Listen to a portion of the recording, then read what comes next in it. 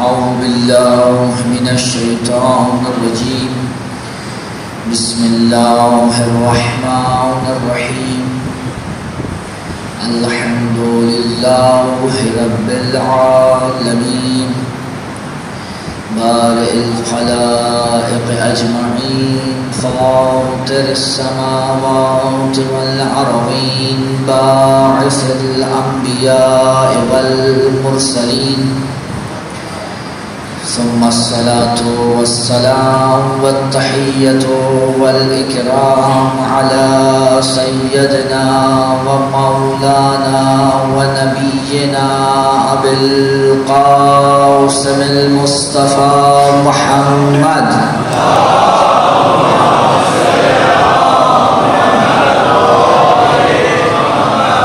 وعلى بيته الطيبين الطاهرين المعصومين المظلومين المنتجبين المنتخبين ولعنة الله على أعدائهم أجمعين من الأولين والآخرين يا رب العالمين. أما بعد فقد قال سبحانه وتعالى في محكم كتابه المجيد فأعوذ بالله من الشيطان الرجيم. بسم الله الرحمن الرحيم. وإذ ابتلى إبراهيم ربه بكلمات فأتمهن قال إني جاعلك للناس إماما قال ومن ذريتي قال لا ينال عهد الظالمين. صلوات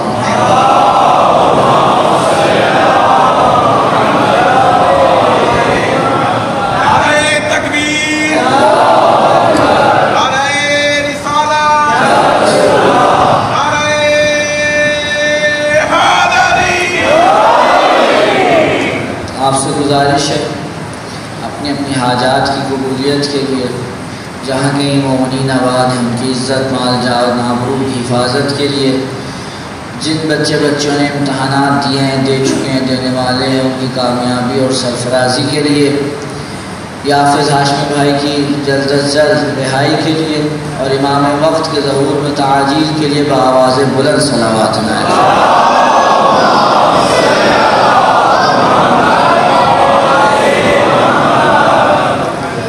محترم سلسلہ گفتگو اپنی چوتھی نشست میں داخل ہو رہا ہے. مسلسل جو عنوان زیر بحث ہے وہ مقام امام و امامت از زبان امام رضا ہے. غالباً پہلی یا دوسری مجلس میں یہ عرض کر چکا ہوں کہ ہم نے امام اور امامت کے مقام کو سمجھنے کے لیے کلام امام کا انتخاب اس لیے کیا کیونکہ امام بہتر جانتا ہے کہ امام کیا ہوتا ہے.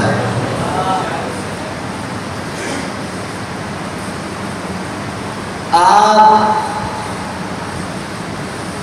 اللہ کی تعریف اگر کسی بندے کی زبان سے سنیں گے تو وہ بہرحال ایک تعریف کی حد تک ہوگی، لیکن اگر خود خدا اپنی تعریف بیان کرے گا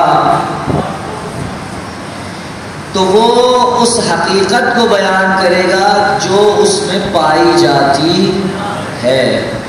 اسی طرح امام یا امامت کے بارے میں اگر کوئی عام شخص بیان کرے گا تو وہ اپنے علم کی بنا پہ کرے گا، لیکن اگر امام و امامت امام کی زبانی بیان ہوگی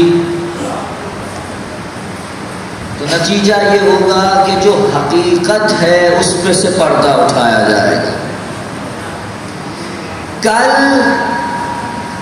جو گفتگو تھی وہ امام کے کلام کی روشنی میں یہاں تک پہنچی تھی کہ امام نے حوالہ دیا کہ دین رسول اللہ پر کامل ہوا ہے. توجہ ہے حضرات. میں یہ چاہتا ہوں کہ آپ کے سامنے امام کے اس فرمان کے چند حصے جو ان 10 دنوں میں بیان ہو سکیں بیان کر کے آپ کو امام کے کلام سے نزدیک کروں، تاکہ آپ کو پتہ چل جائے کہ یہ امام اور امامت کا عقیدہ، یا جیسے کہ ہم پہ بعض لوگوں کا اعتراض و اشکال ہے کہ نعوذ باللہ یہ عقیدہ ہم نے خود گھڑ لیا ہے، تو انہیں اس بات کا پتہ چل جائے کہ یہ امام یا امامت سے متعلق علو کا عقیدہ یہ ہم نے نہیں گھڑا، یہ ہمارے ائمہ نے ہمیں دیا ہے، یہ ہمارے ائمہ نے ہمیں دیا ہے۔ امام فرماتے ہیں کہ انسان اپنی آراء کی وجہ سے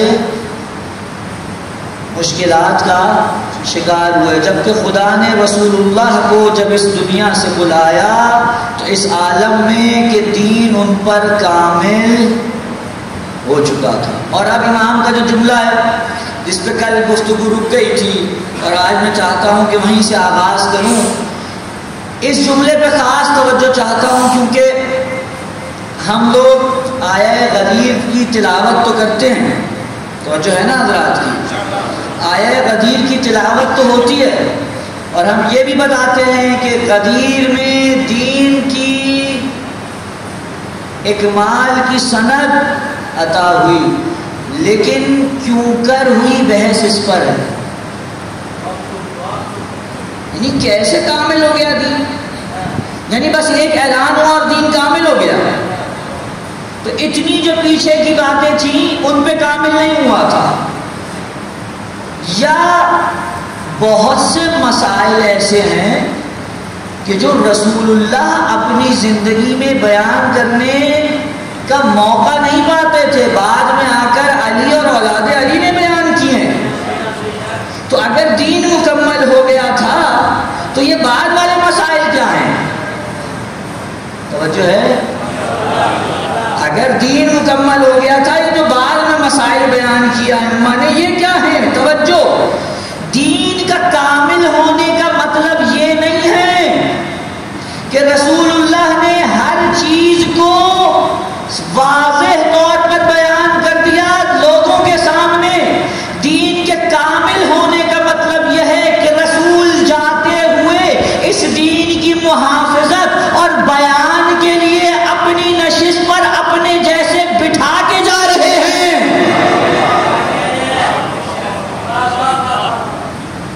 یعنی اب تمہیں قیامت تک اس بات سے گھبرانے کی ضرورت نہیں ہے کہ رسول چلے گئے تو اب رسول کے بعد دین کا کیا ہوگا، رسول دین کی محافظت کا بندوبست یوں کر کے جا رہے ہیں کہ اے خدا تیرا حکم ہے کہ اب اپنے بعد میں علی کو ان لوگوں کو دکھا دوں، تو علی کو رسول اللہ نے دکھایا، اور اب اس کے بعد توجہ چاہتا ہوں، امام کا جملہ کیا تھا؟ وَالْأَمْرُ الْإِمَامَ مِنْ تَمَامِ الدِّينِ، یعنی کیا؟ امامت کا جو حکم تھا، یا توجہ میری جانب رکھیے کہ آنے جانے والوں کی توجہ نہ رکھیں، میں بہت زیادہ اس سے پریشان ہوتا ہوں، اب جو جہاں ہے ویسے ہی رہے، توجہ چاہتا ہوں، صلوات پڑھے محمد والے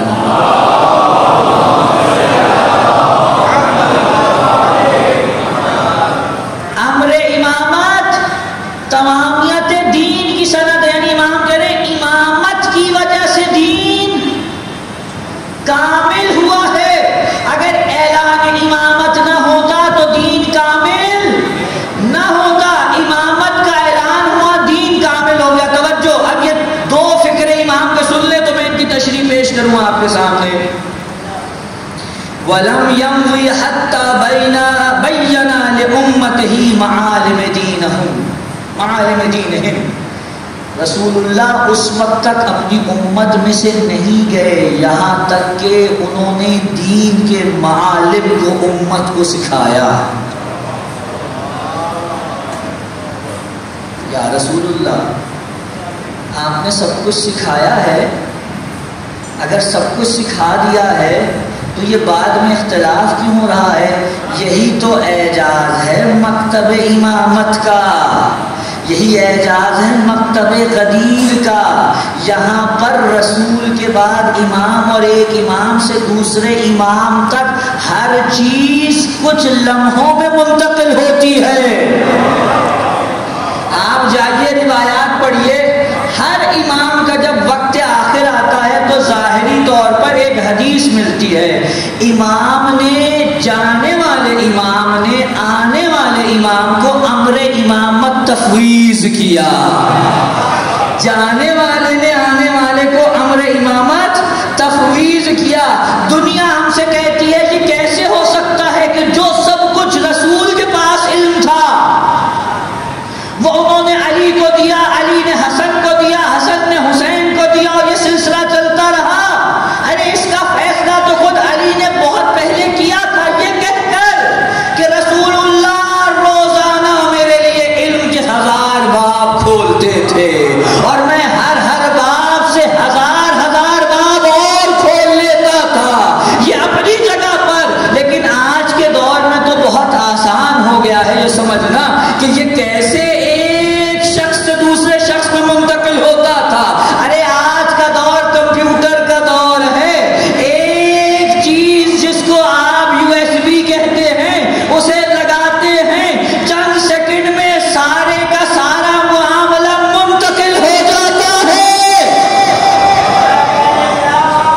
کسی نے اعتراض نہیں کیا اتنی انفارمیشن کیسے منتقل ہو گئی اتنے سے وقت میں. توجہ ہے حضرات کی، اتنے سے وقت میں اتنی انفارمیشن کیسے منتقل ہوئی؟ کوئی اعتراض نہیں کرتا.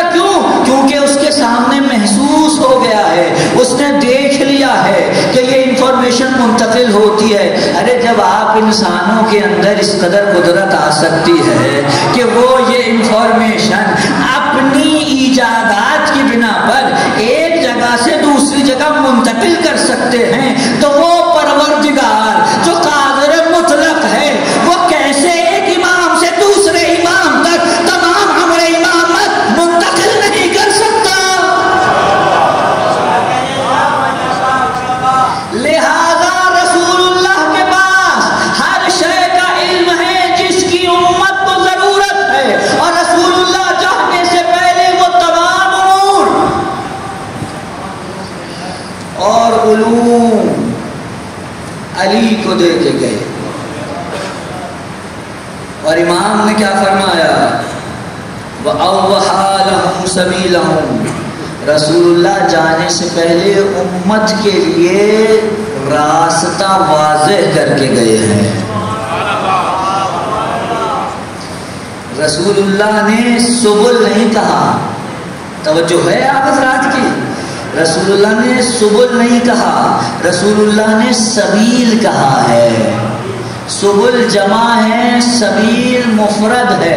یعنی امام کیا بتانا چاہ رہے ہیں؟ امام بتا رہے ہیں راستہ ایک ہی ہے جو غدیر سے ہو کے گزرتا ہے.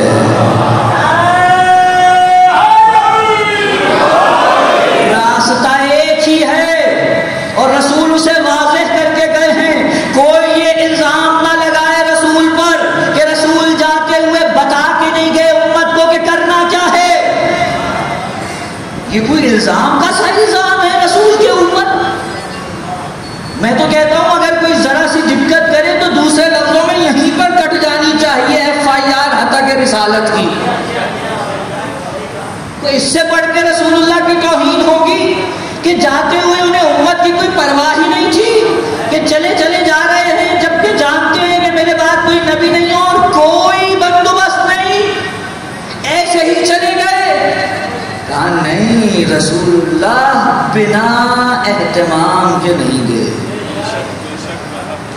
تو انہوں نے واضح کیا ہے رستہ، اور اس کے بعد وَتَرَكَهُمْ عَلَى قَصْدِ السَّبِيلِ الْحَقِّ. توجہ، کہا رسول اللہ اپنی امت کو راستہ حق پہ چھوڑ کے گئے ہیں. راستہ حق پہ چھوڑ کے کہ مولا یہ راستہ حق بتا دیجئے کیا ہے. کہا یہ راستہ حق سنو کیا ہے. وَأَقَامَ لَهُمْ عَلِيًّا عَلْمًا وَإِمَامًا. اور یہ راستہ حق یہ ہے کہ رسول جاتے ہوئے علی کو اسلام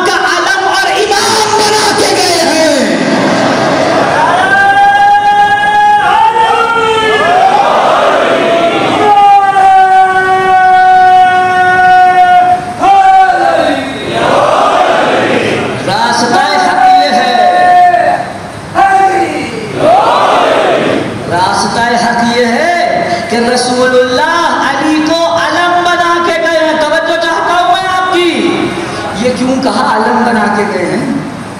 علم کو اچھا علم کو علم کیوں کہتے ہیں؟ توجہ، علم کو علم کیوں کہتے ہیں؟ پرانے دور میں جب جنگیں ہوتی، اب آپ جنگ کرنے جاتے ہیں، پاکستان کا پرچم ہے، خدا نہ خواستہ اگر انڈیا کے ساتھ جنگ ہو جائے، میں تو خدا نہ خواستہ اس لیے کہوں گا کہ ہم ان لوگوں کے ماننے والے ہیں کہ جو بلا وجہ جنگ نہیں چاہتے، لیکن اگر کوئی واقعاً آ کر ہم سے بھیڑے گا تو ہم جواب دینا بھی جانتے ہیں، ڈرپوک نہیں ہے، لیکن جنگیں کسی چیز کا علاج نہیں ہوا کرتی، لیکن اگر کوئی مجبور کرے تو پھر مجبوری ہے۔ یہ آپ ہیں جو علی کی ساری جنگوں کو ہو سکتا ہے علی کے لیے بہت فضیلت سمجھتے ہو سکتا ہے آپ سمجھتے ہو، اور بہرحال اب ظاہری طور پہ ایک فضیلت ہے، لیکن اس فضیلت کے اندر علی کی ایک مجبوری چھپی ہوئی ہے، اور وہ مجبوری کیا ہے؟ علی کو خدا نے بھیجا ہے امام اور ہادی بنا کر، اور اس لیے کہ یہ انسانوں کی ہدایت کریں اور ہدایت کر کر ان کو جنت کی طرف لے جائیں۔ اب اگر علی کسی پہ تلوار چلا رہے ہیں، اس کا مطلب یہ ہے کہ علی اس کی ہدایت سے نا امید ہو چکے ہیں، علی اس کی ہدایت سے نا امید ہو چکے ہیں۔ اب جب نا امید ہو چکے ہیں، اچھا یہاں بھی رک جائیے، اگر فقط اس کی ہدایت سے نا امید ہو جائیں لیکن اس کی نسل میں کسی کو دیکھ لیا کہ ہاں وہاں ایک موجود ہے تو علی پھر بھی رک جاتے ہیں، لیکن اگر دیکھیں کہ نہیں اب تو نسل میں بھی کوئی دکھائی نہیں دیتا تو علی کی مجبوری ہے اس کو قتل کرنا۔ کیوں؟ کیونکہ علی اس لیے اسے قتل کر رہے ہیں کہ یہ شخص اب دوسروں کی ہدایت میں روڑے اٹکائے گا، لہذا علی کا کام دراصل یہ ہے کہ وہ ہادی ہیں، وہ جنت کی طرف لے کے جانا چاہتے ہیں، لیکن اگر کوئی آ کر مجبور کر دے تو علی تلوار کھینچیں گے، علی تلوار چلائیں گے، علی نے جس پہ تلوار چلائی ہے اس کی ہدایت سے نا امید ہو کے چلائیے۔ بہرحال یہ تو ایک ضمنی بات آ گئی، تو جنگیں ہوتی ہیں، اب ویسے جنگ نہیں ہوتی، اس وقت تو تلواریں اور جناب علی نیزے تیر و تبر آمنے سامنے کی جنگ، کوئی خندق میں بیٹھ کے پیچھے سے اتنا بڑا میزائل یا کوئی اتنا بڑا راکٹ لانچر نہیں مارا، معلوم ہوا جس شخص کو گولی لگی ہے اسے یہی نہیں پتا مجھے مارا کس نے، ایسے ہی ہے نا بھائی، یا میں کوئی نئی بات بیان کر رہا ہوں؟ توجہ ہے، جو بندہ مر رہا ہے اس کو یہی نہیں پتا ہوتا مجھے کس کی گولی سے موت مل رہی ہے، توجہ۔ لیکن اس زمانے میں ایسے نہیں ہوتا تھا، اس زمانے میں آمنے سامنے کی جنگ تھی اور فوجیں ایک دوسرے سے جدا رہیں، اس وجہ سے لباس بھی جدا ہوتے تھے، ٹھیک ہے جی، اور ساتھ میں سامنے علم کھڑا کیا جاتا تھا۔ علم اب بھی پاکستان کا جھنڈا ہے، لیکن جب جنگ ہو رہی ہوتی ہے تو کوئی بیچ میں لے کے جھنڈا، کبھی کسی نے سنا ہے کہ جنگ کے اندر اگر یہ جو پچھلی 2-3 جنگیں ہوئی ہیں انڈیا پاکستان کی، آپ نے سنا ہے کہ حکومت پاکستان کی طرف سے یہ اعلان کیا گیا ہو کہ بھئی پاکستان کی طرف سے یہ علمدار ہے؟ سنا ہے؟ نہیں سنا۔ کیوں؟ کیونکہ اب معین و مشخص ہے کون کدھر ہے۔ علم کا کام یہ ہوتا تھا کہ وہ بتاتا تھا کہ کون کس طرف کا ہے، یہ ایک علامت اور نشانی تھی جس سے پتا چلتا تھا کہ کون کس طرف کا ہے۔ اور امام کیا کہہ رہے ہیں؟ رسول اللہ جب گئے تو علی کو دین کا علم بنا کے گئے، رسول جب گئے تو علی کو دین کا علم بنا کے گئے، یعنی کیا؟ یعنی رسول اللہ جاتے ہوئے اسلام کی نشانی دے کے گئے ہیں کہ اگر کبھی تمہیں کوئی پریشانی ہو کہ دین حق کہاں ہے اور دین ناحق کہاں ہے تو یہ دیکھو علی سا علم کہاں کھڑا ہے، جہاں علی ہوگا وہاں حق ہے، جہاں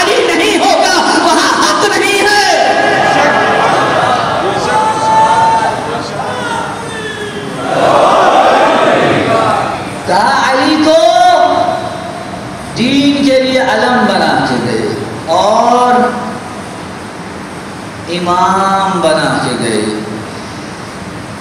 وَمَا تَرَكَ لَهُمْ شَيْئًا يَحْتَاجُ إِلَيْهِ الْأُمَّةُ إِلَّا بَيَّنَهُ. اللہ،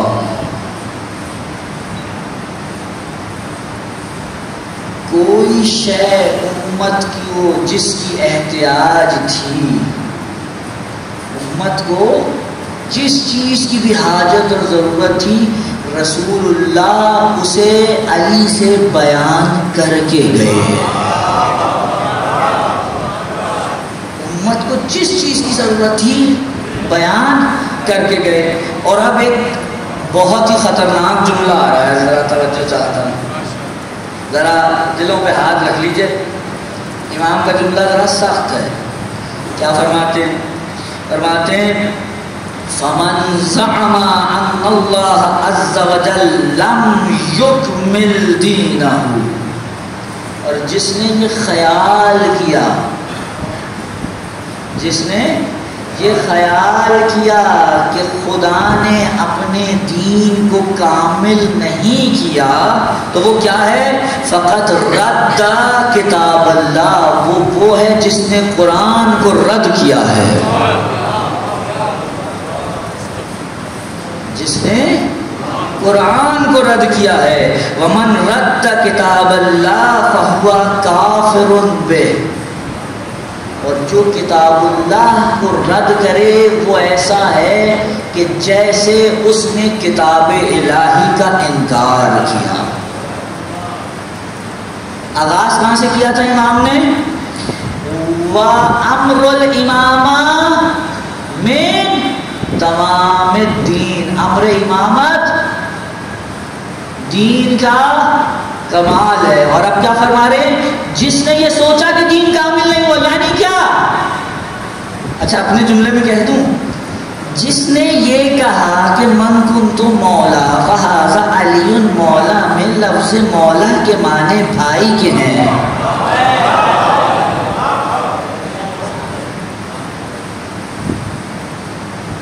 اصل میں وہ کتاب اللہ کو رد کر رہا ہے، وہ کتاب اللہ کو رد کر رہا ہے. بھائی مجھے بتاؤ یہ کون سا اصول ہے کہ رسول اللہ اعلان کریں اور اعلان کرنے کے بعد کہیں چلو بیعت کرو؟ یہ بیعت بھائی بنانے پہ کب سے ہوتی ہے؟ بیعت بھائی بنانے پہ کب ہوتی ہے؟ اور اگر بھائی کی بات تھی تو وہ تو بہت پہلے کہہ چکے تھے. سب کو دوسروں کا بھائی بنایا، علی کو کہا یا علی تم میرے بھائی ہو فی الدنیا والآخرہ، ادھر بھی ادھر بھی. جب بھائی بنا چکے ہیں، اور اگر بقول آپ کے اگر بھائی بنانا بھی چاہ رہے تھے اور دوست بتانا بھی چاہ رہے تھے، تو دوستی پہ کون بیعت لیتا ہے؟ اگر ایسا ہے تو پھر مجھے اجازت دیجئے میں عالم اسلام کی ساری بیعتوں کو دوستی پہ محمول کروں.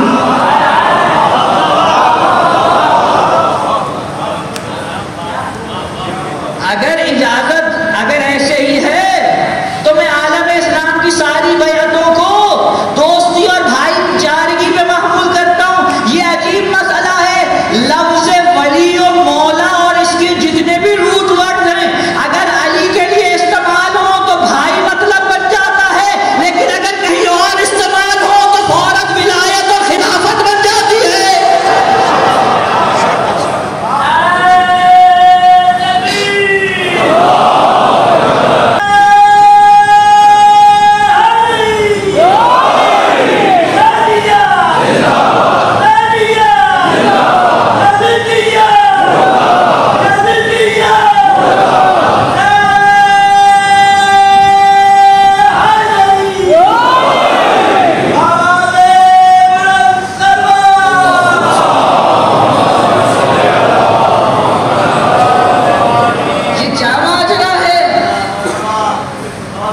یہاں مولا کے معنی دوست، کہیں اور بات ہو تو فوراً اولا بالتصرف. جبکہ رسول اللہ پہلے یہ کہہ کے گئے ہیں، رسول اللہ یہ پہلے مولا ایسے ہی تھوڑی کا کہہ دیا، رسول کو پتا تھا ان کے بعد کیا کیا تعویلیں ہوں گی. رسول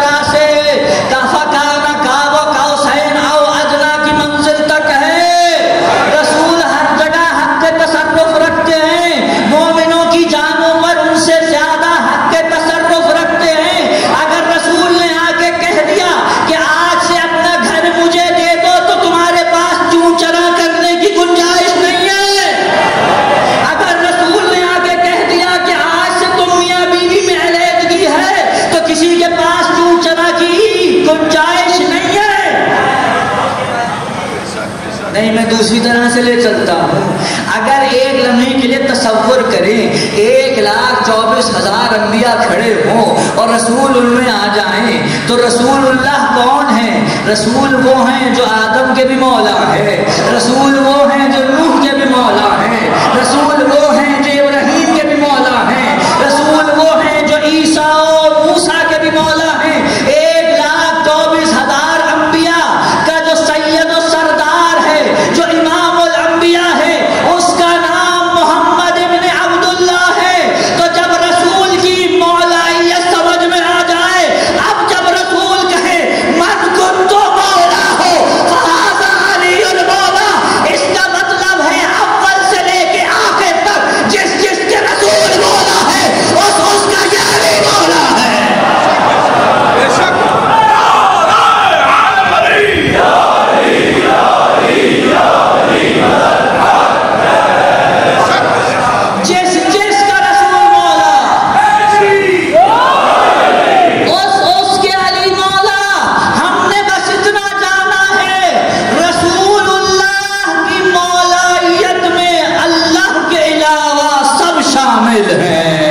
اور علی کی مولائیت میں اللہ اور رسول کے علاوہ سب شامل ہیں.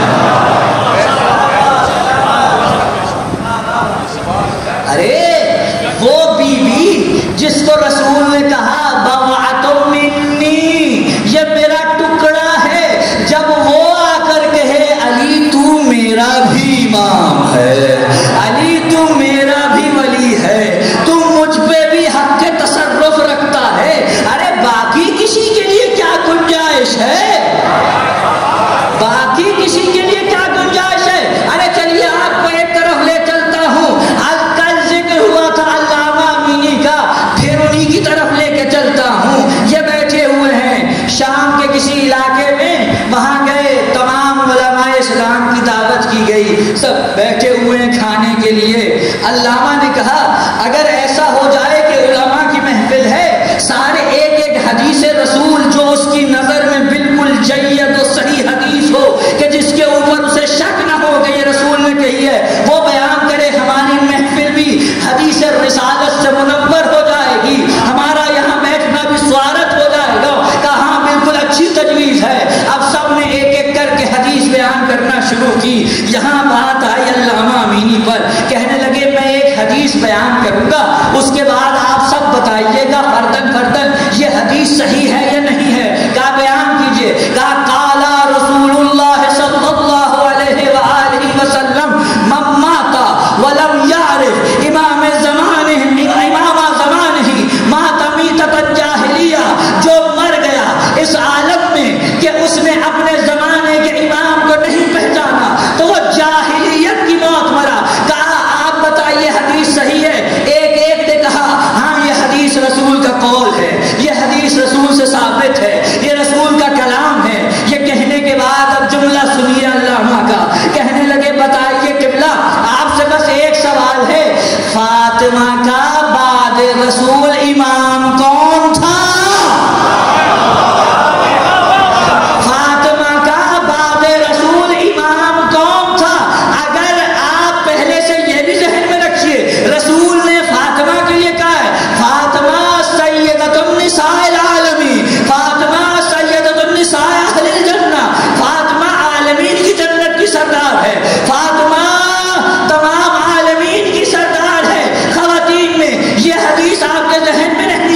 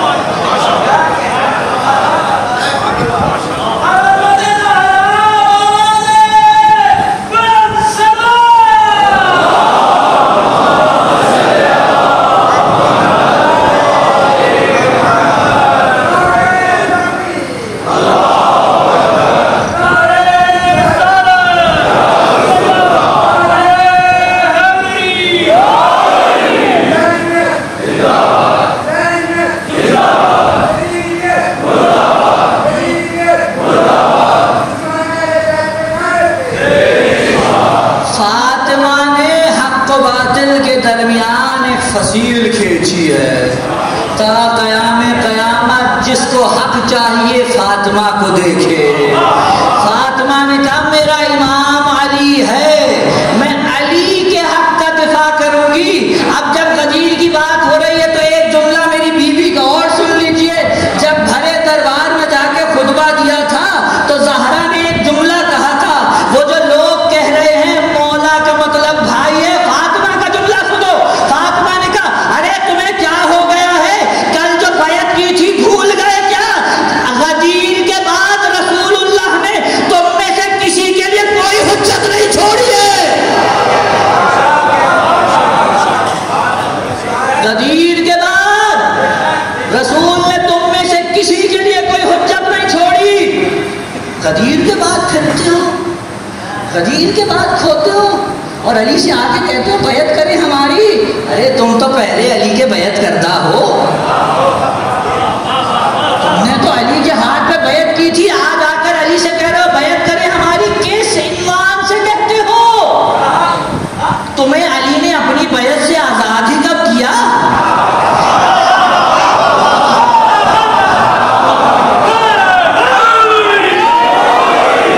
تمہیں علی نے اپنی بیعت تمہیں علی نے اپنی بیعت سے آزاد کب کیا ہے؟ وہ جو آ کے کہہ رہے علی سے آؤ ہماری بیعت کرو۔ ان سے سوال یہ ہے کہ بھائی تم علی کی بیعت سے آزاد ہو گئے تھے جو علی سے آ کے بیعت طلب کر رہے ہو؟ اگر آج کے دور میں کسی کی بیعت کیا ہوا اسی سے آ کے بیعت طلب کرے تو اس کو معلوم ہے کیا کہتے ہیں؟ اگر کوئی دوسرا بیعت توڑ دے تو بغاوت ہوتی ہے، لیکن اگر کوئی علی کی بیعت توڑ دے تو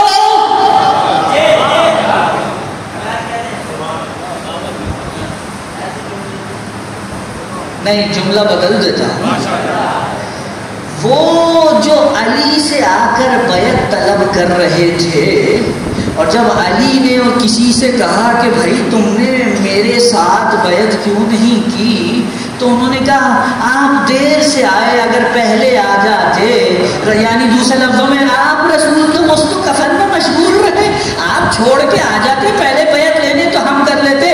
او عقل کے اندھو، تمہیں کس نے کہا کہ علی کو بیعت لینے کی ضرورت تھی؟ کل غدیر میں تو کر کے آئے تھے،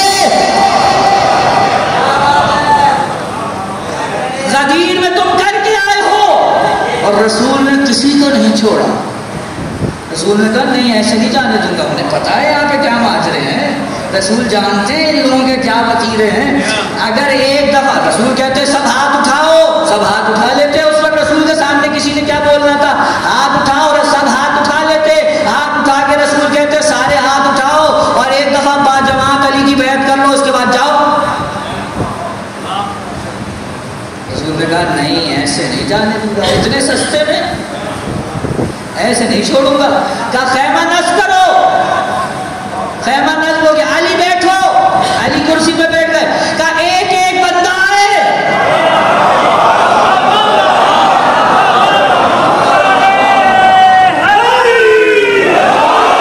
ایک ایک بندہ آئے، علی کے ہاتھ پہ ہاتھ رکھے اور کہے السلام علیکہ یا امیر المومنین،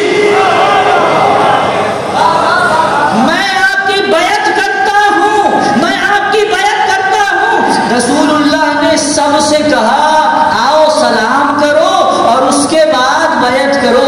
اسی لیے تو رسول اللہ نے کہا تھا، سید ابن طاووس نے یہ حدیث نقل کی ہے، عجیب حدیث ہے، میں کھولوں گا نہیں، بس جملہ آپ کی نظر کر رہا ہوں، میں بڑے پھونک پھونک کا قدم رکھ رہا ہوں۔ رسول اللہ نے کہا تھا یا اگر دنیا کو پتا چل جائے کہ تو کب سے امیر المومنین ہے تو کوئی کبھی تیری حکم دولی نہ کرتا، کوئی اس لقب کو کبھی اپنے لیے استعمال نہ کرتا۔ اگر پتا چل جائے کہ تو کب سے امیر المومنین ہے، توجہ کا علی کا سلام کرو، ایک ایک سلام کر رہا ہے۔ اب جب رسول نے سب کے لیے کہا ہے تو سب میں تو چھوٹے موٹے لوگ بھی آتے ہیں، چاہ جائے کہ موٹے موٹے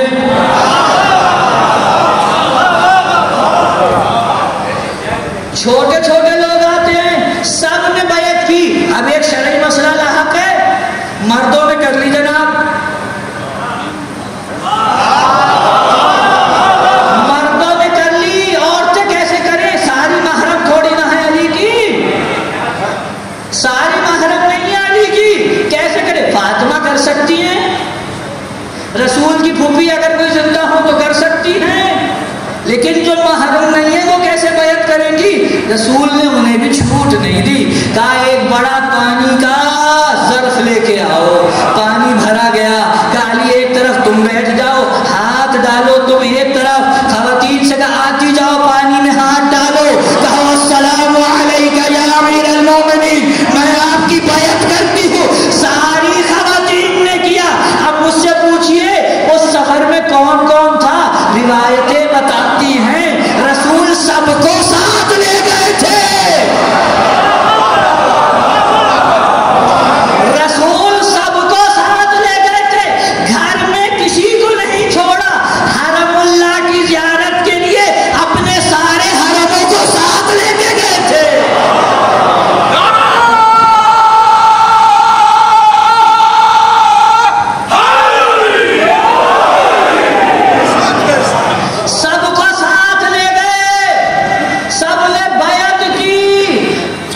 کس منہ سے علی سے آ کے کہہ رہے ہو تم نے دیر کر دی؟ یعنی تم نے دیر کر دی، کس منہ سے کہہ رہے ہو تم نے دیر کر دی؟ مجھے سمجھ میں نہیں آتا کہ علی سے کیا دشمنی اور عداوت تھی۔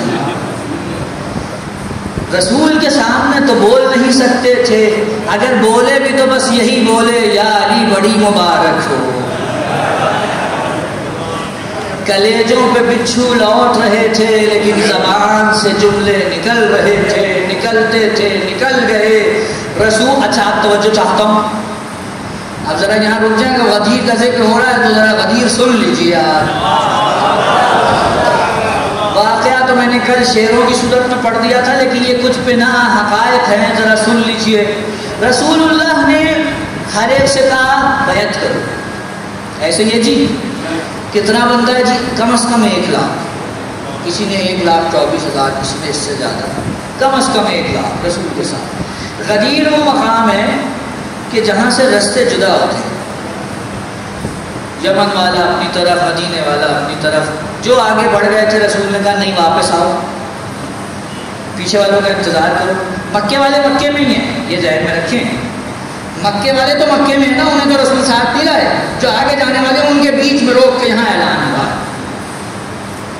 رسول نے کہا اعلان ہو گیا، رسول ٹھہرے ظہر سے پہلے۔ اب ذرا 2 منٹ مجھے دیجیے، میں ایک نقشہ کھینچوں تاکہ سمجھ میں آئے میں کہنا کیا چاہتا ہوں۔ رسول اللہ پہنچے ظہر سے پہلے، زوال سے پہلے پہنچے، کہا انتظار کرو، انتظار ہوا، کہا بلال اذان دو، یا جناب حذیفہ یا مقداد، مختلف روایات ہے، کسی سے بس اذان ہو گئی، اذان ہوئی، ظہرین کی نماز رسول کی جماعت میں پڑھی گئی۔ جب جماعت ہو گئی رسول نے کہا اپنے اونٹوں کے پالان اتارو، پالان اترے، رسول پہنچے ممبر پر، ممبر کی بلندی پر۔ اچھا پہلے تو رسول الگ تنہا گئے، اکیلے گئے، لیکن تھوڑی دیر میں رسول نے کہا علی تم بھی آ جاؤ۔ اب جیسے علی اوپر آئے تو اب سامنے والوں کے لیے تو قیامت کے منظر تھے، ایک رنگ آتا تھا ایک رنگ جاتا تھا، یہ کیا ہو گیا؟ یہ رسول نے علی کو کیوں بلا لیا اوپر؟ اور اب جائیے وہ خطبہ پڑھے، یہ بھی ظلم ہے، یہ بھی ظلم ہے کہ رسول جس نے غدیر کے میدان میں کھڑے ہو کر کم از کم 2 گھنٹے کا خطبہ دیا، اس رسول کے پورے خطبے کو حذف کر دیا گیا۔ 2 جملے 4 جملے 6 جملے نقل کیے، ختم۔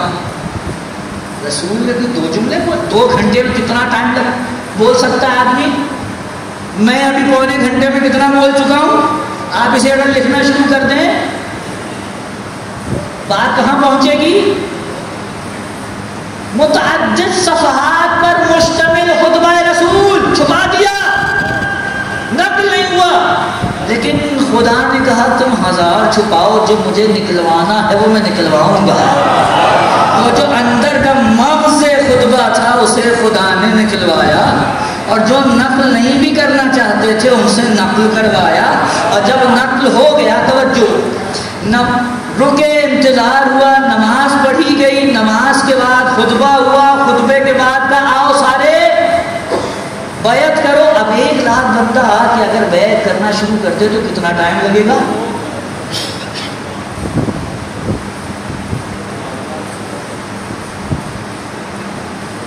آپ ایسے خاموش ہو گئے ہیں جیسے میں نے کوئی نامعقول بات کر دی ہو۔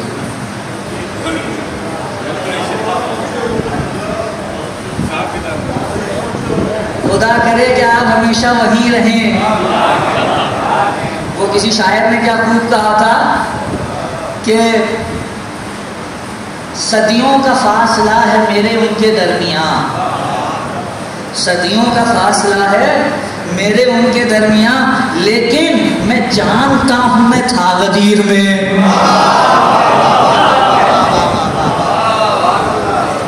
میں تھا غدیر میں، یہ میں تھوڑی کہہ رہا ہوں، یہ تو علی کہہ رہے ہیں۔ نہج البلاغہ امیر المومنین کھڑے ہوئے ایک جنگ میں، ساتھ ایک صحابی آیا، کہنے لگا اے کاش میرا بھائی بھی اس وقت ہوتا، آپ کی رکعت میں جنگ کرتا، ثواب حاصل کرتا۔ امیر المومنین نے اس کی طرف دیکھ کے کہا وہ ہمارا محب تھا۔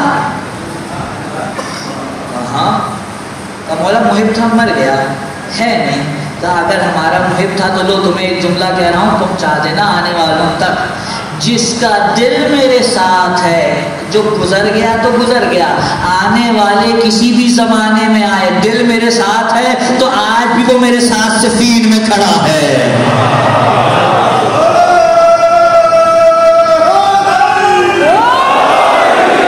تو میرا دل تو غدیر کی فضا میں ہے اور وہیں ہے، لیکن بہرحال میں جو عرض کر رہا ہوں اس طرف چلیے گا ذرا، کتنا ٹائم لگے گا؟ اب اگر آپ ویسے کیلکولیشن کر کے لگانا چاہیں تو اپنے حساب کو آزما لیجئے، لیکن ساتھ میں یہ ذہن میں رکھیے گا بیعت بھی ہو رہی ہے، نمازوں کا وقت نکال لیجئے گا، نمازیں بھی تو پڑھنی ہیں۔ کوئی رسول نے یہ تھوڑی کہا بیعت کرتے رہو نمازیں چھوڑ دو، جماعت سے ہوں گی ساری نمازیں، جماعت ہو، نمازوں کا وقت نکال لیجئے گا۔ کھانے پینے کے لیے بھی تو وقت چاہیے، اور یقیناً آرام کے لیے بھی چاہیے۔ باقی لوگ آتے رہے، علی کو بھی تو آرام کی ضرورت ہے نہیں ہے؟ ہر وقت تھوڑی بیٹھے رہیں گے، بھائی تمہاری مرضی تو تھوڑی بیٹھیں گے علی۔ جس کی بیعت کرنی ہو اس کی مرضی چلتی ہے، جنہوں نے کرنی ہو ان کی نہیں چلتی۔ آپ کیلکولیشن کر لیں، لیکن ایک کتاب ہے دلائل الامامہ طبری امامی کی، توجہ ہے نا، انہوں نے نقل کیا کہ رسول اللہ کو کم و بیش غدیر میں 3 دن لگے ہیں، 3 دن کا رسول نے قیام کیا، یعنی 18، 19 اور 20 تک قیام ہوا۔ اچھا جی، اب جو یہاں حاجی موجود ہیں میں ان سے مخاطب ہوں، مدینے سے مکے کا فاصلہ آپ کے سامنے ہے، ابھی تو آپ کے پاس موبائل ہے، معلوم ہوا ایک حاجی کوئی آ رہا ہے، آپ نے فون کیا، انہوں نے کہا بھائی میری 8 بجے کی فلائٹ ہے، 4 گھنٹے کی فلائٹ ہوگی، 5 گھنٹے کی، تو اس حساب سے میں فلاں وقت پہ پہنچ جاؤں گا۔ آپ فلاں وقت پر مقررہ وقت پہ پہنچ گئے، ایسا ہی ہے، پہنچ گئے ہار لے کر۔ 1400 سال کے بعد یہ عالم ہے حاجیوں کو ویلکم کرنے کا، تو جو پہلے حاجی نکلے ہوں گے ان کے لیے کیا عالم ہونا چاہیے۔ اب آپ کے پاس تو فون ہے، لیٹ ہو گیا فون کر کے بتا دیا اس نے، لیکن بفرض سوچئے کہ جس نے آنا اس کی سم کھو گئی، اب آپ جا کے کھڑے میں فون پہ فون، جواب کوئی نہیں۔ اب جب جواب کوئی نہیں، آپ انتظار کیے جا رہے، آئی کوئی نہیں رہا، معلوم ہوا جناب علی 1.5، 2، 3 دن گزر جائے، بفرض وہیں پہ کھڑے کھڑے اب جیسے ہی بندہ واپس آئے گا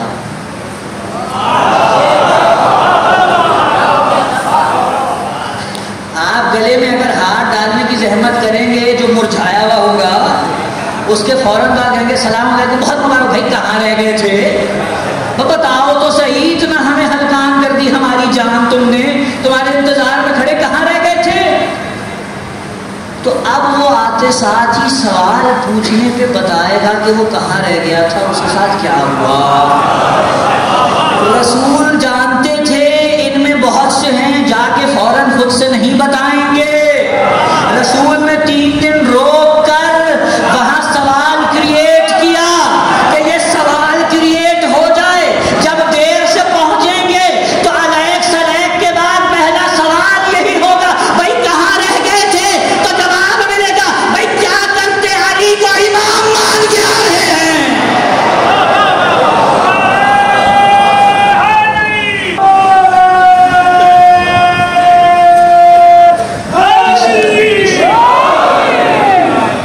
سلامات بھیجے محمد والے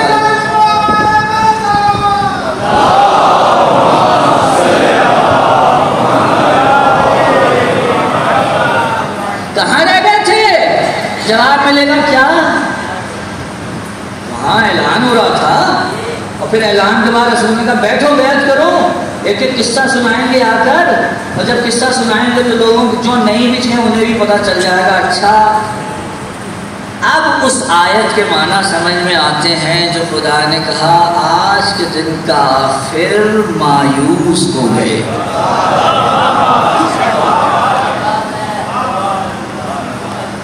مایوس ہو گئے رسول اللہ نے کوئی اپنی طرف سے دقیقہ فرگزاشت نہیں کیا غدیر کو دنیا کی نگاہوں میں جلوہ فکر کرنے کی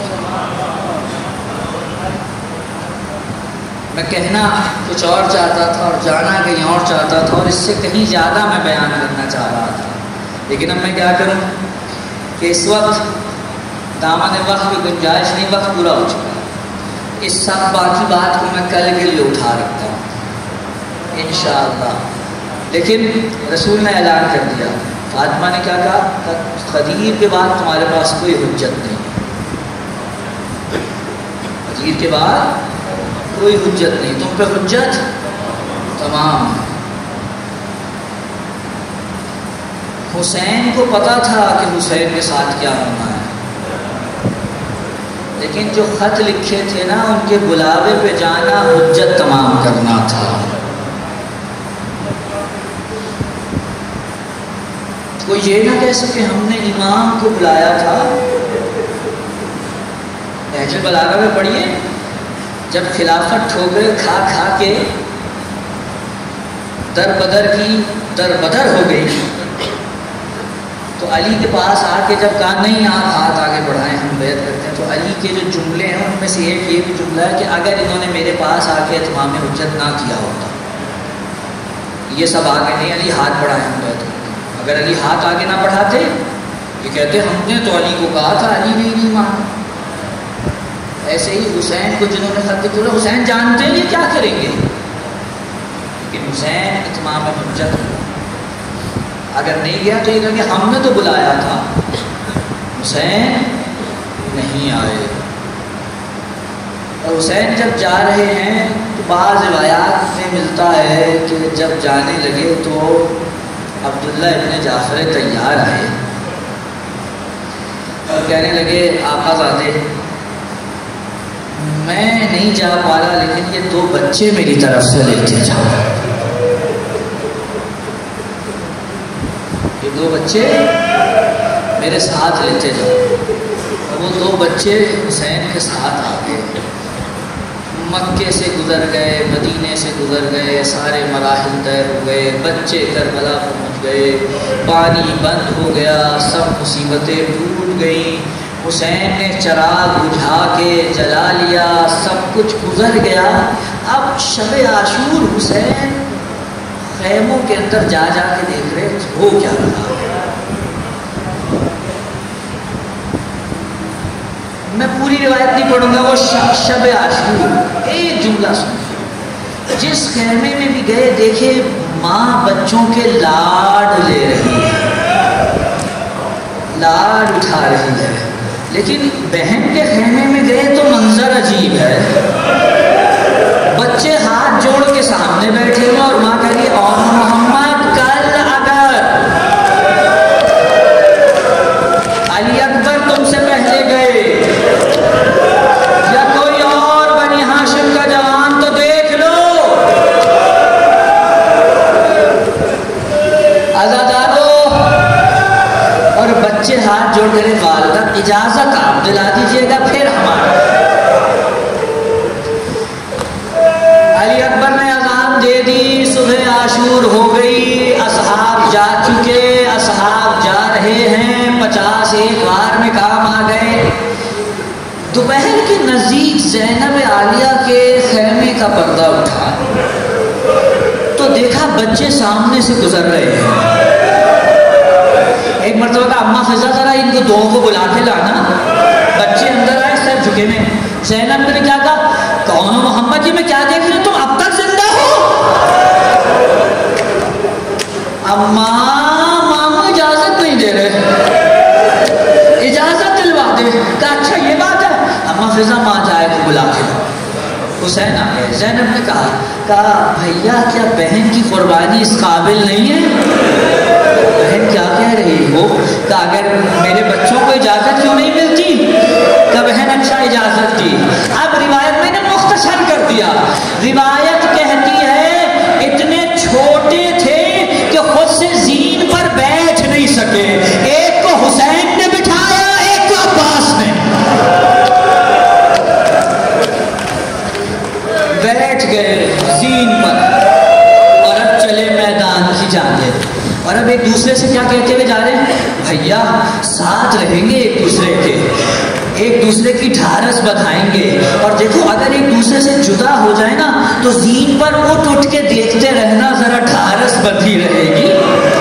ادادارو شہزادے میدان میں آئے، اور اب جو تلواریں نے آپ سے نکلی، ایک مرتبہ حملہ کیا، یہاں شہزادوں نے حملہ کیا، وہاں زینب نے در خیمہ پہ بیبیوں کو اکٹھا کیا کہ آؤ بیبیوں حیدر کرار کے نواسوں کی جنگ دیکھو، آؤ بیبیوں آؤ جعفر طیار کے پوتوں کی جنگ دیکھو۔ لڑتے لڑتے شہزادے ایک مرتبہ نہر کے پاس پہنچے، چھوٹے کی نگاہ پڑی پانی پہ ٹھہر گئی، بڑا بھائی سمجھا پیاس کی شدت ہے، کہیں ایسا نہ ہو اماں کی وصیت بھول جائے، کہ بھیا اماں کی وصیت یاد ہے نا، اللہ ہے زینب تیرے بچوں کے قربان، جملہ سنے بیٹے کا۔ چھوٹے نے کیا کہا بھیا اپنے لیے نہیں دیکھ رہا، سوچتا ہوں آتے ہوئے مشکیزہ لیتے آتے